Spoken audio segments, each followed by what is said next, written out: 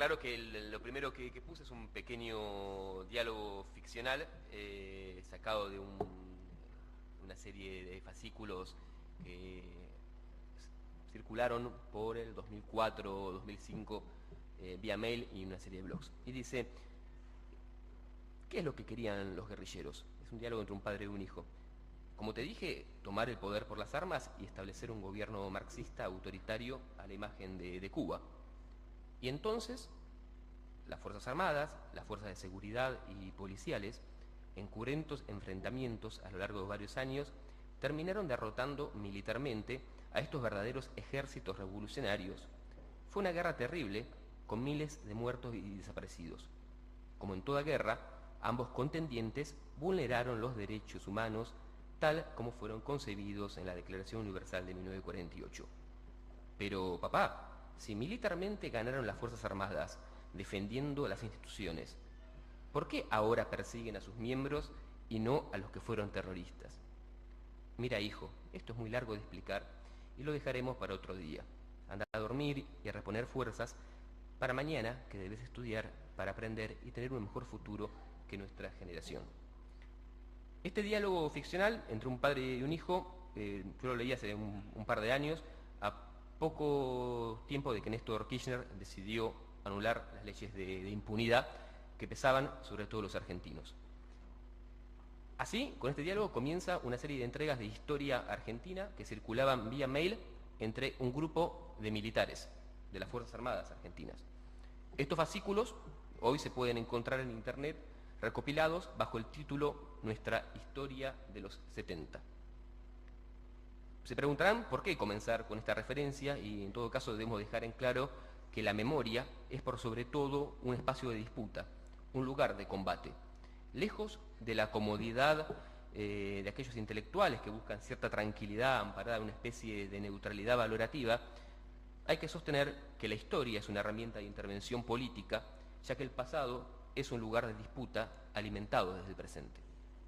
Y si hablamos de memoria, de verdad y de justicia, no podemos menos que dejar en claro que nuestra Argentina, la Argentina de hoy, fue parida por una dictadura genocida de carácter militar, pero también civil y eclesiástica. Hubo un enfrentamiento que fue resuelto a sangre y fuego por los detentores del poder cuando vieron que sus intereses sociales, económicos, eran duramente cuestionados. Para defender esos privilegios, reprimieron, articularon una red de campos de concentración a lo largo y ancho del país, secuestraron, violaron, robaron bebés, falsearon identidades. Pero el partido militar fue nada más y nada menos que el fiel brazo ejecutor. Construyeron así una Argentina para pocos y se empeñaron en los años siguientes en consolidar esa victoria. El historiador Federico Lorenz se pregunta, herederos del dolor y del silencio, ¿acaso hayamos incorporado fortísimamente el deber de la memoria sin preguntarnos qué hacer con el recuerdo? Lo cual es una pregunta política. Como generación, no hemos decidido qué hacer con el pasado más que preservarlo. Puede ser un noble fin, pensando en los nuevos, pero esta situación, muchas veces, puede también ser una forma que perpetúa la derrota. ¿Qué hacer con el pasado? Es una pregunta política, porque inscribe a los muertos en un relato de luchas, los homenajes en una serie de hitos identitarios de un movimiento, de una clase, de un pueblo. El trauma deja de ser trauma para pasar a ser herida profunda de un recorrido histórico, en una búsqueda. Porque al fin y al cabo somos lo que elegimos recordar, pero también somos lo que elegimos olvidar. La memoria tiene esa construcción hasta paradojal. Y hay algo que hay que decir, y recién lo reseñaban en el video, era una generación que fue aniquilada, pero que fuertemente cuestionaba un orden establecido, que cuestionaba un orden de cosas, cuestionaba, en fin, al capitalismo como sistema de acumulación de ganancias y como ordenamiento de nuestra sociedad. Y ponían en el horizonte eso que se denominaba la construcción de una patria socialista. Y si consideramos que nuestro accionar político directo es nuestro pago chico en nuestra ciudad de Bahía Blanca, y que la memoria, por ende, es un lugar de disputa, no podemos menos que hacer referencia que ahora, dentro de un par de días, vamos a estar cumpliendo el 40 aniversario del asesinato de Uatu, el 3 de abril de 1975, que fue asesinado justamente por patotas de la AAA en los pasillos a plena luz del día de la Universidad Nacional del Sur. Y la referencia a Uatu no es una referencia ni caprichosa, ni casual, ni meramente vinculada a los 40 años como fecha redonda que muchas veces nos gusta al momento de hacer homenajes y recordatorios públicos. Nos sirve para sostener claramente que el proceso de represión estatal no comenzó el 24 de marzo de 1976. Comenzó mucho antes. Comenzó justamente con fuerzas paraestatales del terrorismo de la autodenominada Alianza Anticomunista Argentina, que solamente en nuestra ciudad asesinó a más de 40 vecinos a partir de septiembre de 1974. En Bahía, ese accionar represivo arrancó justamente asesinando a un joven de 18 años, militante del PRT, que se llamaba el Negrito García y cuyo cuerpo baleado fue encontrado en el paraje conocido como el Pibe de Oro. Digo esto, tenemos que hablar y debemos hablar de la AAA, de su conformación, de los crímenes, de su ideología, de su funcionamiento, porque con su fascismo abonó el miedo en la sociedad y justamente abonó ese 24 de marzo de 1976. Buscaron por sobre todo domesticar un pueblo y mucha de su mano de obra después terminó siendo mano de obra de la dictadura.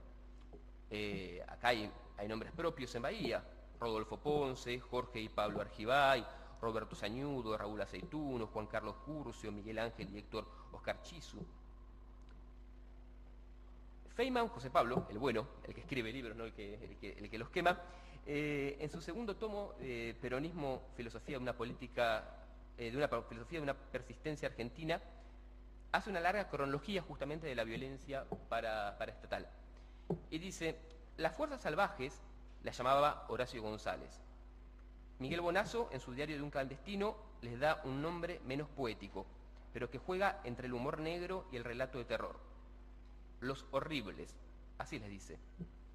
Eran primero las patotas fascistas, después la AAA. Esa tropa de El Caudillo, la que decía: quien le teme a la AAA, por algo será. Señalaba una culpabilidad. Por algo será. Quería decir porque es zurdo, o porque es un monto, o uno de la tendencia, o por lo que sea. En suma, un enemigo. Un comunista. Por eso le temían a la AAA. Si fueran honestos ciudadanos, peronistas trabajadores o peronistas que no jodían a nadie, podrían estar en paz. Temerle a la AAA era denunciarse. O como un puerco comunacho, un zurdo infiltrado, o un trosco con la camiseta peronista. Ese título, que sale después de la muerte de Perón, revelaba algo. Había muchos que le temían a la AAA. La AAA, la misión Ivanisevic, que nos legó en Bahía Blanca la intervención de Remustetu, y finalmente los 4 decretos de aniquilamiento firmados a partir de febrero de 1975, terminaron siendo la antesala perfecta del 24 de marzo. Centramos fundamentalmente en la muerte y en el miedo a 2 elementos de fuerte cariz domesticador de una sociedad. La operación que luego llevó a cabo la Junta Militar fue de una atrocidad mucho mayor, pero los elementos autoritarios que permitieron esa larga noche ya convivían con nosotros. Y termino también citando un poco a Feynman. Dice: la muerte de la AAA era la muerte vejatoria, la muerte más la tortura sin fin, porque no era la tortura de inteligencia. La AAA no buscaba información, torturaban por propio sadismo, torturaba innecesariamente, torturaba solo para saciar la demencia cruel, el salvajismo de la patota. Hoy estamos lejos de ese miedo y estamos transitando los primeros 30 años de democracia para ir a 1983. Democracia que no fue tutelada por las Fuerzas Armadas, democracia que escribió el nunca más, democracia que conformó la CONADEP, democracia que hizo el juicio a las juntas. Y por qué no decirlo, una democracia que se tuvo que bancar los levantamientos carapintadas y a la que le fue sacada las leyes de impunidad. Pero como la historia continúa, y a pesar de aquellos que ya habían decretado el fin de la historia y la muerte de las ideologías, desde 2003, y por voluntad política, y hay que decirlo de Néstor Kirchner, que anuló las leyes de impunidad, hoy tenemos una democracia de memoria, verdad y justicia como políticas de Estado, una democracia con juicios a los genocidas en todo el país, una democracia que avanza trabajosamente en juzgar a los Massot, a los Blaquier, a los Mitre, una democracia con nietos recuperados, pero también una democracia sin Jorge Julio López.